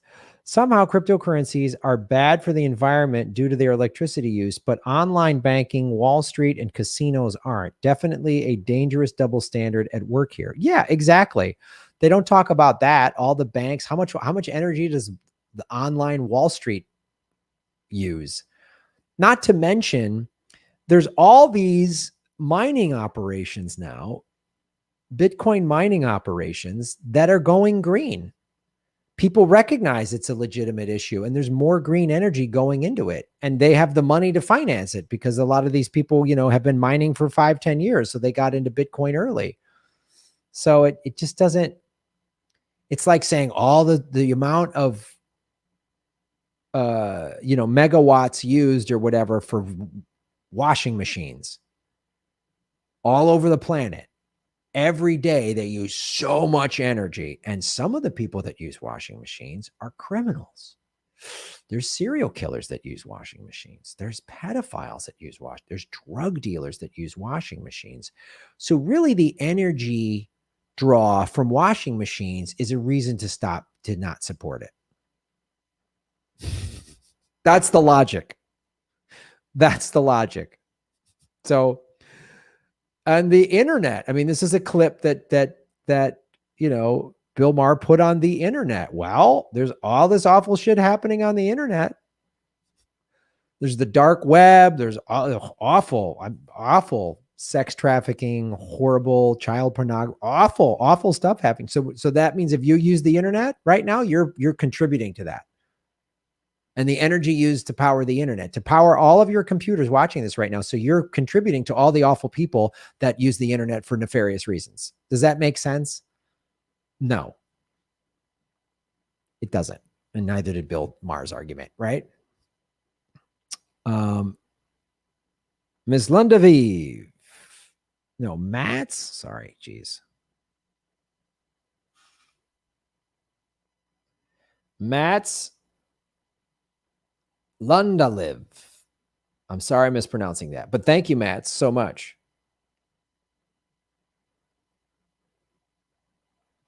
Oh, Climate Rebel, your avatar is Chris Hedges. That's nice. 497 likes. Let's get that over 500. 500 likes. Come on now. Who's got it? Who's got it? Who's got it? Who's got it? 500 likes. Hit the like button. Come on. Come on. Do it. I want to see two more. I want to see 2 more likes. 501. We did it. Yay. That's right.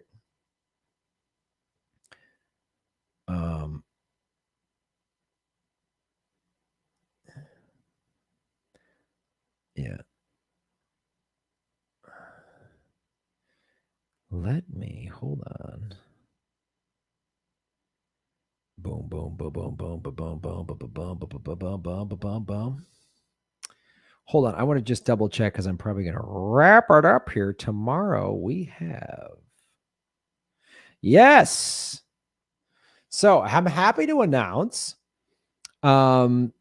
tomorrow, 3:00 Pacific time, Sharif Snuggs, you've seen him in the chat for the last year or two, is working hard for a Medicare for All rally, and he's organizing. This guy's an activist. He's like out there doing it. So we're gonna interview him on the show live tomorrow at 3:00. Isn't that awesome? He is one of you, a citizen of Gotham, a political vigilante, came on the chat and started getting involved. And we're going to have him on the show tomorrow at 3:00 Pacific. And find out how all of you can be involved. So that is tomorrow at 3:00 Pacific time. Thursday is the Anything Can Happen game show. We're locking down guests for that. Criminal ferrets wash their hats using washing machines. Of course. Yeah. So there's a lot of ferrets out there committing crimes. So if you own a ferret, you're partaking in the criminal ferret underground. There. Guilty. The criminal ferrets. The criminal ferret. There's a very dark underbelly to the ferret underworld. There's a ferret mafia, pretty much. There's a ferret mafia. So since a lot of ferrets watch this show, we know that. Probably that means I'm supporting the ferret mafia. In addition to Big Kale. So we know this. The ferret mafia and Big Kale are propping me up. I'm basically a marionette for the ferret mafia, ferret familia, and Big Kale. Oh. La Ferret Nostra. I'm propped up by La Ferret Nostra and Big Kale.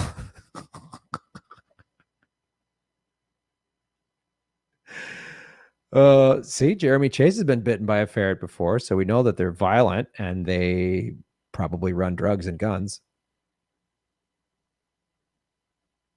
Truth to Cheat did laundry today, so she's supporting Big Kale and the ferret mafia.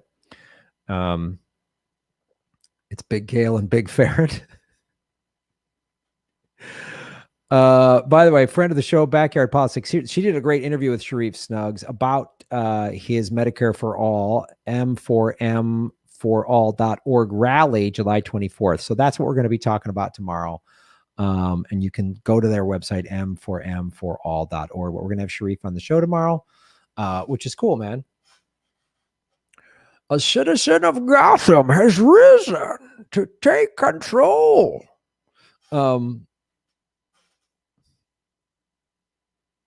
Kale ferrets forever.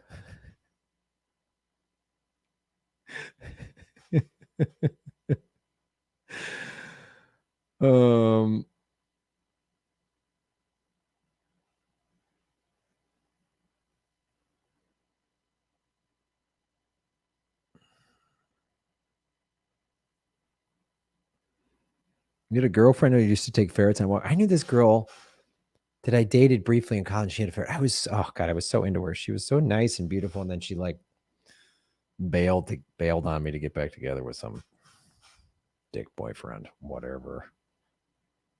Follow the kale. That's what I always tell you.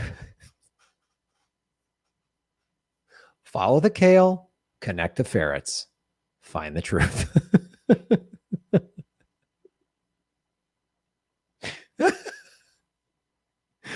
Follow the kale, connect the ferrets. I'm not going to say it again.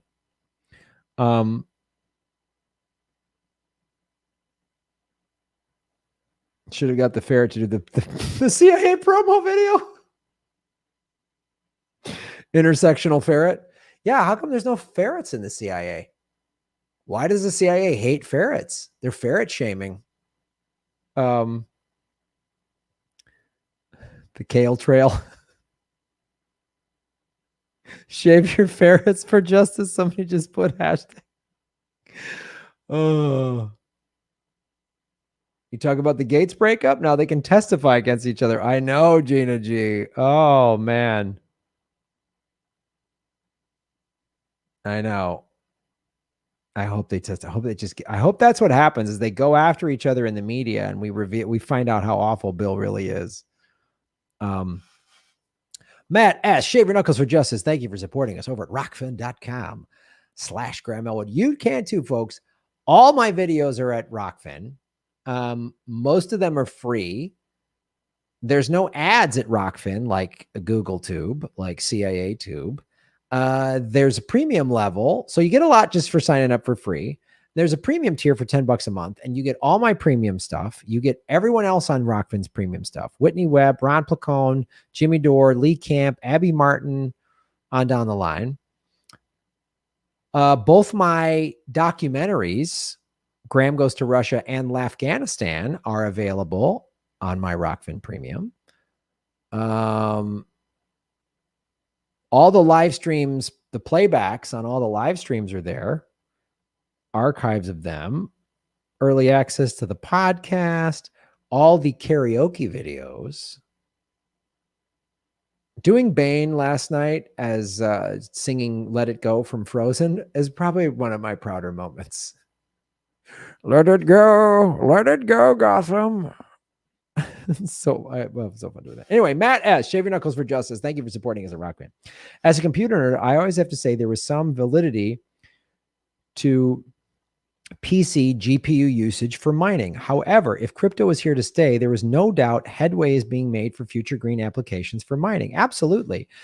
And the other thing that's so, yeah, it's a legitimate like computer. That's a big computer draw. You know, there's a big power draw for computers, which means mining, which means everything to power this show right now. There's 3 lights, a camera, a TV behind. This is a big power draw to do this show. I mean, we all have a laptop and a smartphone and all that stuff draws a lot of power, right? So it's legitimate to go, hey, there's a lot of power being drawn here. We need to do something about it. But to just go, Bitcoin is like Tinkerbell, so you're not so green. You only care about money. A rich Hollywood guy worth $100 million is telling millennials and Gen Z people, you only care about money. Fuck off. God, he can go fuck himself. But you bring up a great point, Matt, is that, and some of these altcoins are about green energy things. Some of the altcoins are just money grabs. They're pump and dumps or whatever. They like any stock or IPO or whatever. But Bitcoin is a revolution. It's a revolutionary new currency. And the more I learn about it, the more I'm excited. And the more it can actually get us out of all of these wars and get us out of the planet's destruction.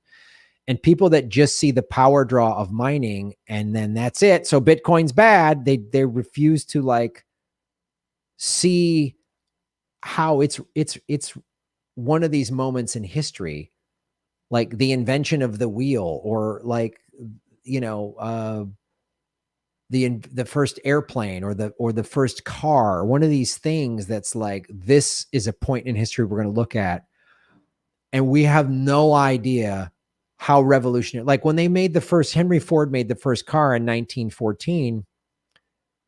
Did anyone involved back then think that they could envision a car like a Tesla?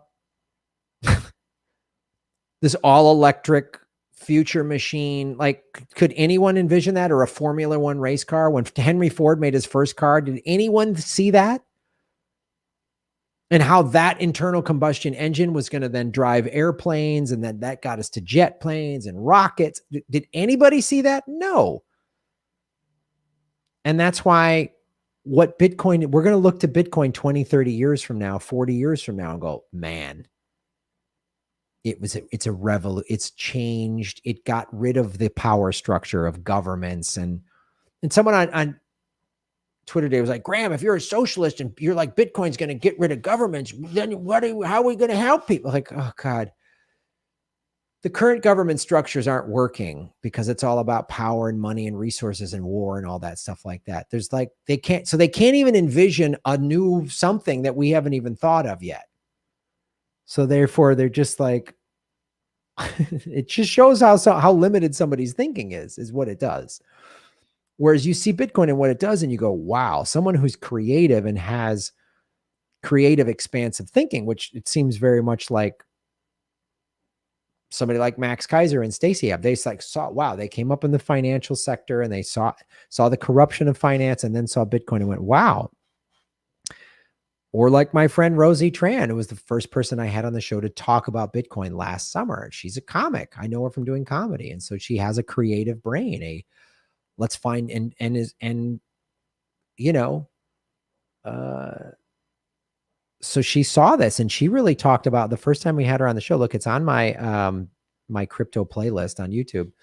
She really talked about how it was helping the unbanked. and getting people out of poverty in third world countries. And she referred me to this gentleman, Isaiah, I forget his last name, who wrote the book Bitcoin in Black America, which I was going to have him on the show several months ago. And then he had like a family emergency. And so I've been trying to, I'll get him on eventually. But anyway, he wrote a book called Bitcoin in Black America on how this can pull Black America out of poverty and empower people rather than waiting for jobs and this and that. And, you know, it can be both. Yes, I think we should have a federal jobs guarantee. Yes, we need to stop spending all this money on war and have free college and free healthcare. Absolutely. It doesn't mean that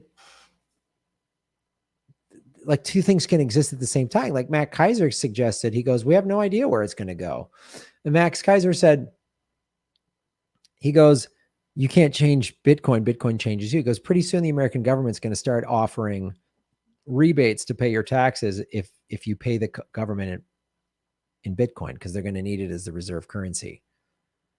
Because actually basing the dollar in Bitcoin actually makes it based in something like it was under the gold. So, you know, it's like Max Kaiser said, he's like, I'm not going to argue. People don't want to buy it. Fine, don't do it. I don't care. You know, he's been doing this for 10 years. He's helped create 500,000 millionaires in Central and South America.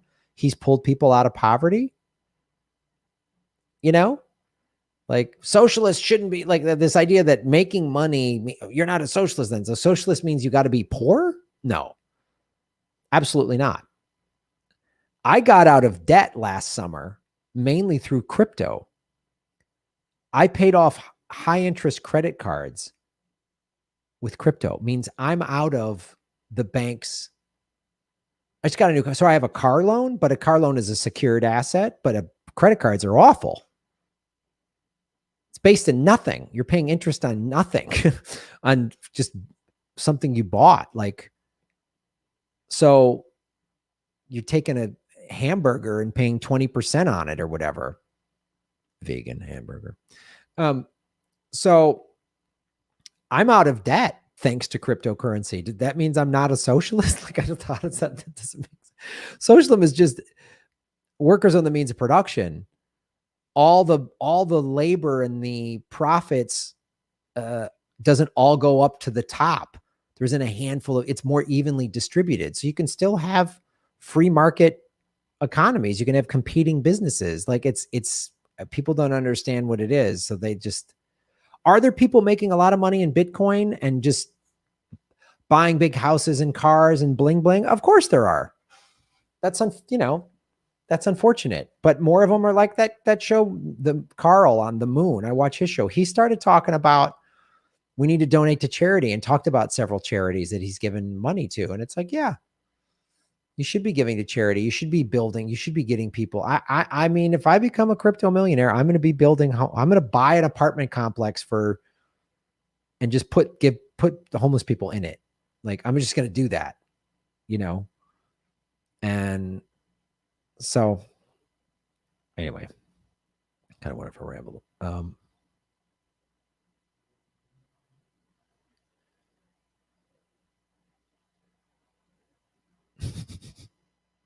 Neville is known to nibble when he does his crazy ferret war dance when playing with my 7-pound dog, Leo. Weasels really rule the world. Oh. Tony DeMeo, boom. Bill Gates is probably a selfish lover, hoarding orgasms in the COVID vaccines. Oh, that's fantastic.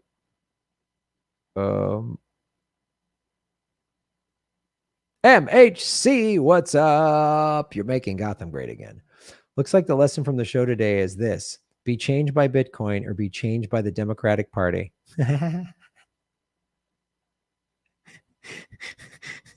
Yep. Kate, our moderator, show Kate some love, does a great job for us here. Tune in tomorrow, Wednesday, May 5th, 3 p.m. Pacific time. Sharif Snuggs, organizer of M4M4All.org rally, July 24th in DC, LA, and Seattle, Washington. Check that out. If cryptocurrency takes power away from the big banks, then by extension, wouldn't it take away from war funding, which are even more wasteful than crypto mining?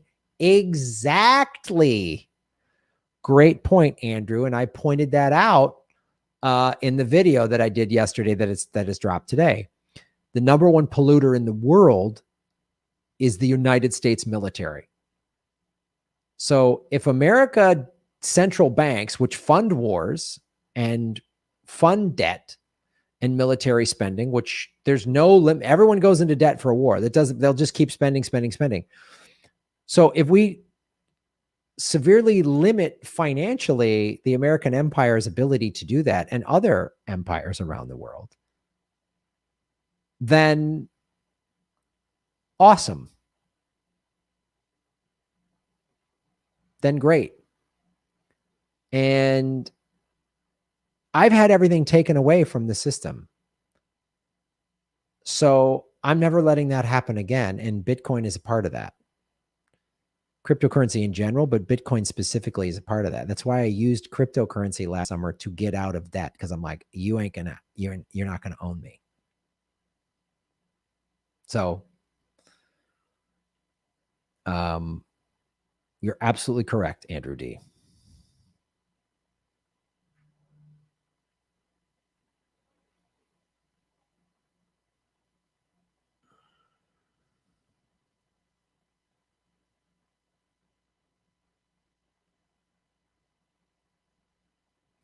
Are you saying crypto is how power is taken from the psychopaths? It's one of the ways you can do it because you're taking power away because it's decentralized, right? It's taking power away from the central banks. Yes. Long live the blockchain. Absolutely.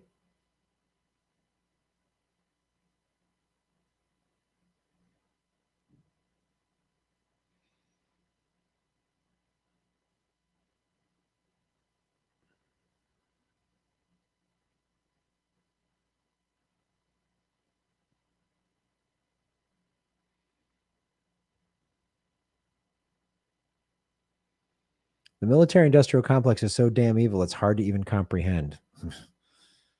Yeah.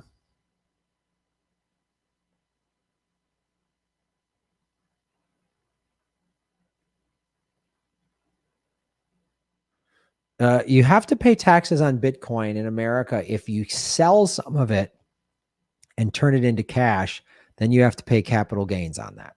It's like a stock. It's the Bitcoin and all cryptocurrencies. The IRS is starting to view them like a stock. So let's say you buy, $100 worth of stock of Apple stock. The stock goes up and now it's worth $200, and you sell it and you take the $200 in cash profit. You got to pay taxes on that. Same thing with Bitcoin. You buy $100 worth of Bitcoin. Let's say you bought $100 worth of Bitcoin a couple months ago, and Bitcoin was at 30 grand or something. Now it's at 55,000, and so that 100 is now worth whatever, $200, and you sell that, you'd have to pay taxes on that.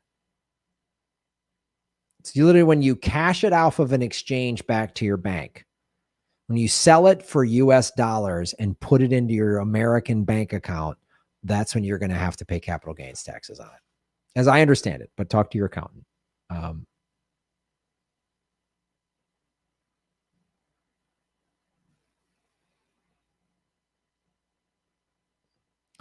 Decentralized power production would be a step towards true freedom. That is a great point, Sean Smith.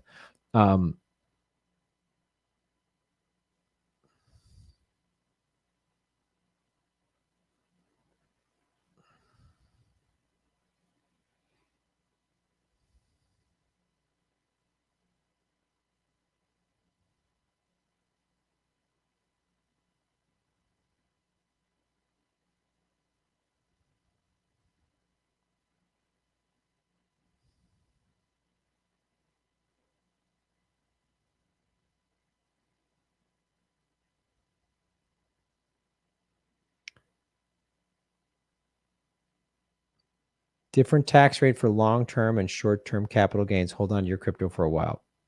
Yes.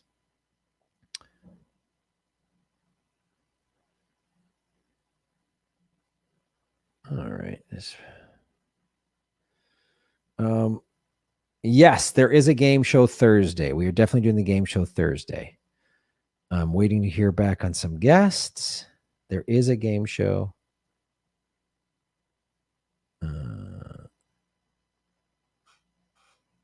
All right.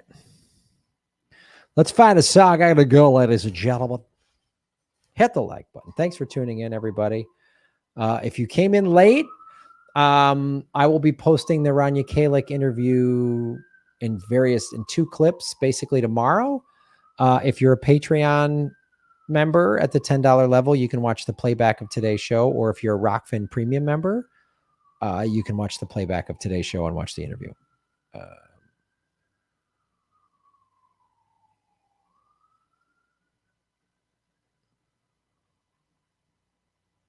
Sing I Feel Pretty from West Side Story in Vedder's voice. Yeah. Yeah,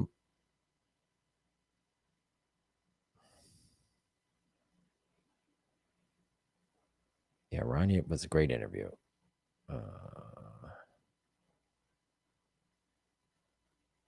I Feel Pretty. All right, I'll do that.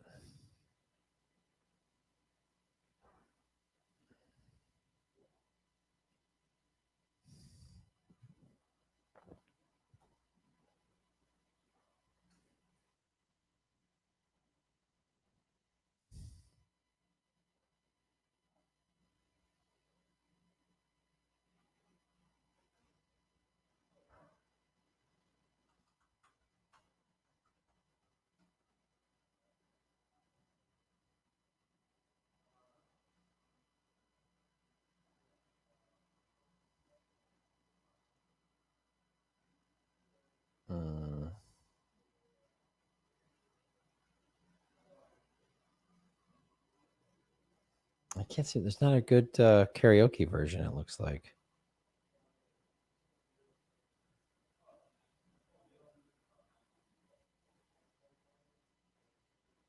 Huh.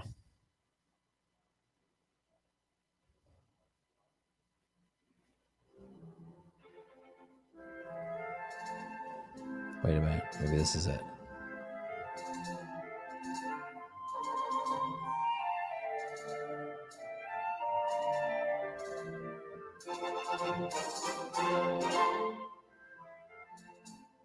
There's no lyrics. They're just playing the song.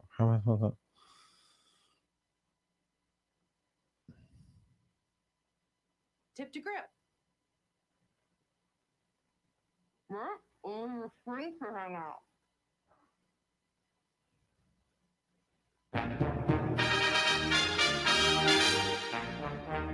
Okay, we got it. As Eddie Vedder.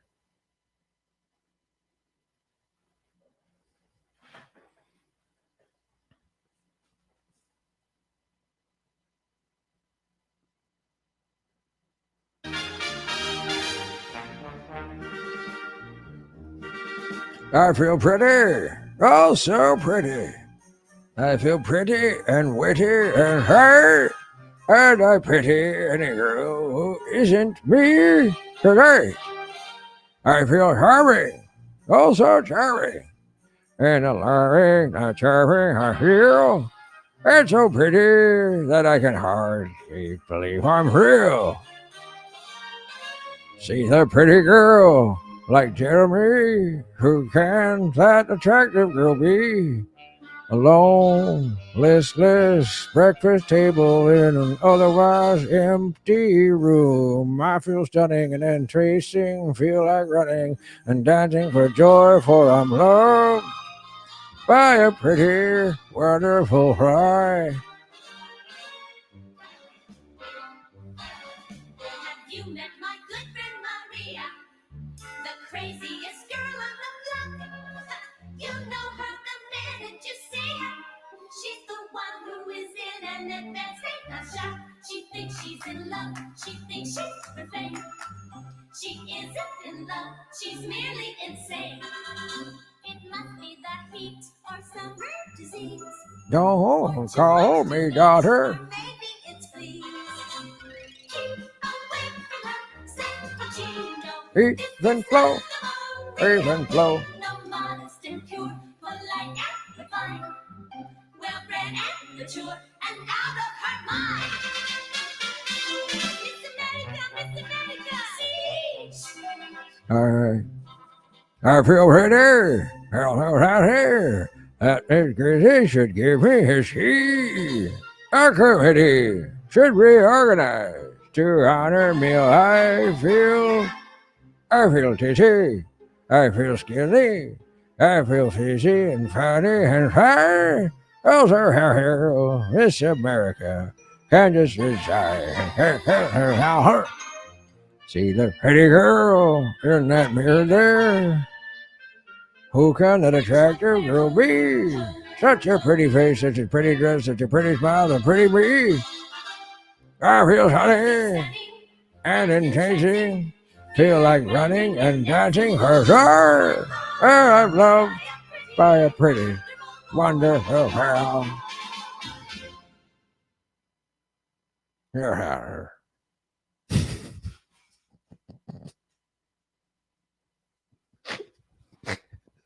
I think that's our first West Side Story song that we've ever done in karaoke.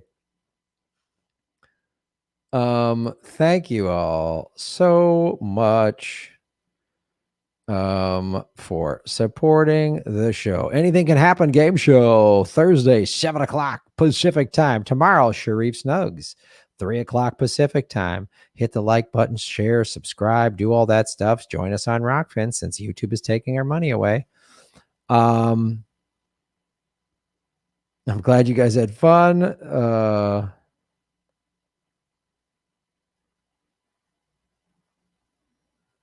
There's an accounting company that's helping people roll over their IRA to Bitcoin without a penalty. Oh, wow. Good to know. Thank you for supporting our show.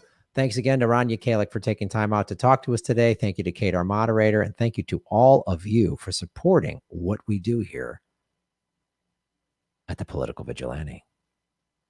Follow the money, connect the dots, find the truth. And that's what you will know if you're pretty. So pretty.